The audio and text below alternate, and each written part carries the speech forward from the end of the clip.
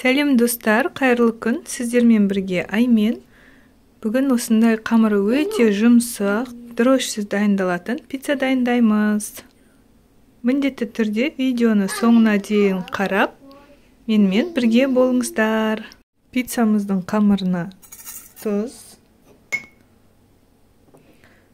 бір жұмыртқа және де бір ас қасық қантымызды салып, және де 2 ас қасық қаймақ саламыз. Қаймақ менде 20% майлығы. Және де 2 ас қасық сұйық майымызды құямыз. Осылардың барлығын жақсылап араластырамыз.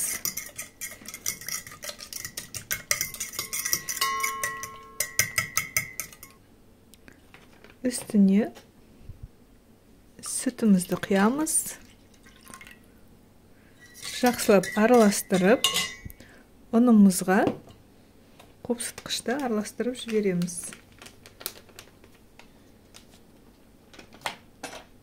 Жақсылап араластырамыз. Араластырып болған соң, ұнымызды шетінен салып, жақсылап жұмсақ қамыр илейміз. Қамырымыз өте жұмсақ болу керек. Сондықтан жұмсақ қамыр илейміз.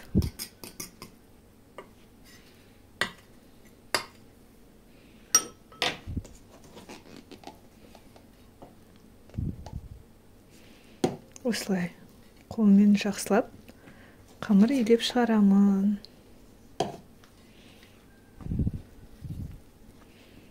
Бұл пиццаның қамыры өте жұмсақ, әрі өте дәмді болып шығады. Міндетті түрде жасап көріңіздер. Видеоны соңына дейін қарап, лайк басып, комментарий жазуды ұмытпаңыздар.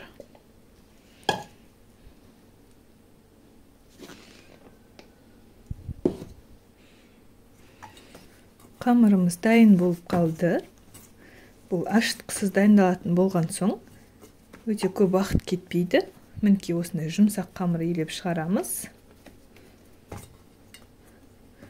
Енді қамырымызды 5-10 минутқа бетін жауып қойып қоямыз. Енді пиццамыздың қамыры 5-10 минут тұрып дайын болғанша, сырымызбен пиццамызға қосатын заттарымызды дайындап аламыз. Мен тек сыр және қызанақ қана қосып істеймін. Не қосып жасасаңыздар да болады, колбаса қоссаңыздар да болады, картоп қоссаңыздар да, жаңағыдай қозқұйрық қоссаңыздар да болады. Мен ең жеңіл түрі тек қана осы қызанақ пен сырды ғана қосып жасайтын боламын.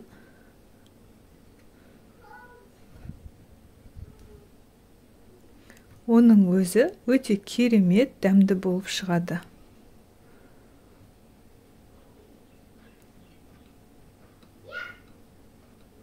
Мен балаларға көп колбаса жегізбегендіктен, көбінесе тек осылай қызанақ пен сырды ғана пайдаланып жасаймын.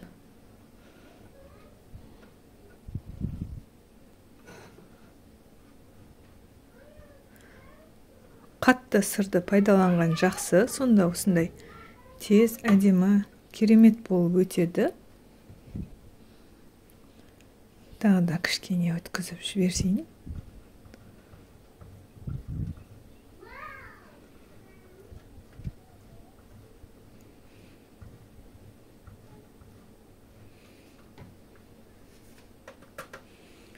Мінекей сырым дайын, өте майда әдемі болып өтті.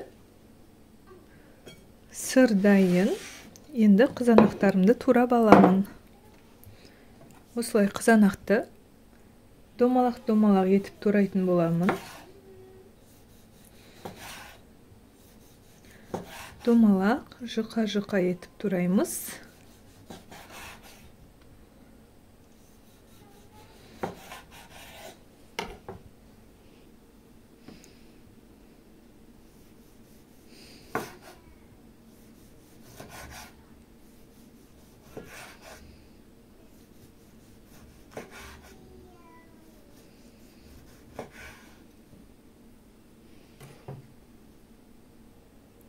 Мінекей, қызанақтарым да дайын. Енді қамырды жайып, салып пісіретін боламыз.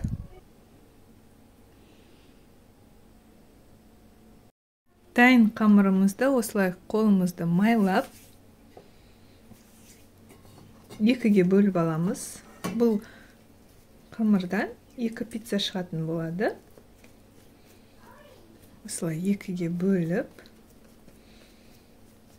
осылай домалақтап, бір бөлігін ыдысымызға салып аламыз. Қамырымыздың бір бөлігін шетке қоя тұрып, мына қамырымызды жақсылап жұқа етіп, осылай жайып шығамыз. Осылай жұқа етіп, ыдысымыздың көлемімен бірдей етіп, жақсылап жайып шығамыз. Бұны оқтаумен жайып алсаңыздар да болады, және осылай мен сияқты қолмен де созып жаюға болады.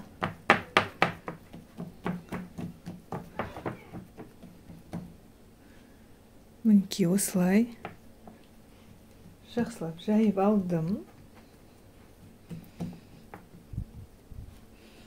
Барлық шетін бәрін бірдей ғып келтіреміз.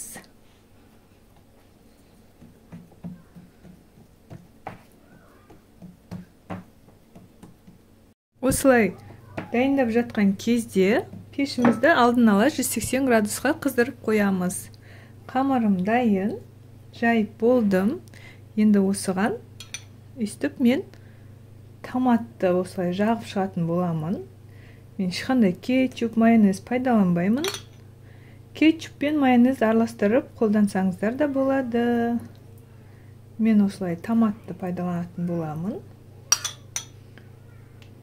Шамамен 2-3 ас қасық томат кетеді.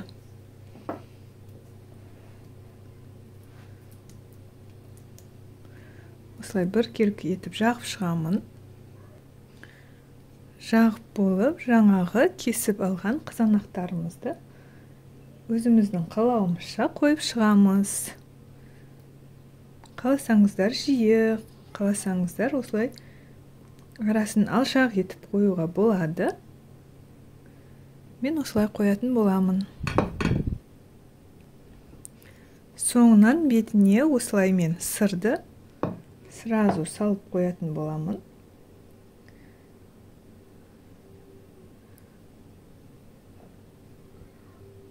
Сырын көп болғанды ұнататын болғандықтан мен бетіне сырды көбірек себемін. Енді бұған не салсаңыздар да әркімнің өз қалауы. Колбаса, сосиска салсаңыздар да болады. Етпен істесеңіздер де болады.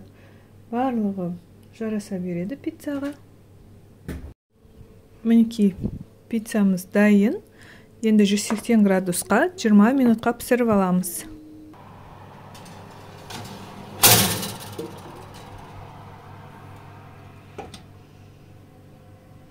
Мінекей, пиццамыз дайын.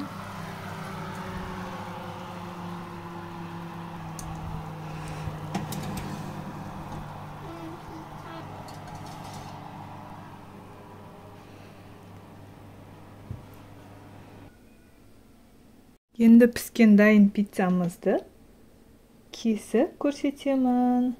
Өте жұмсақ, әдемі кесіліп жатыр.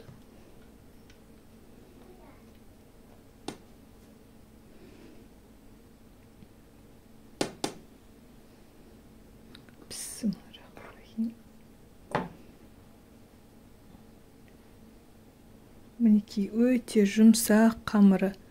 Өте керемет жұмсақ, пиццериядағыдай өте әдемі шығады. Міндетті түрде жасап көріңіздер. Келесі кездескенше сау болыңыздар.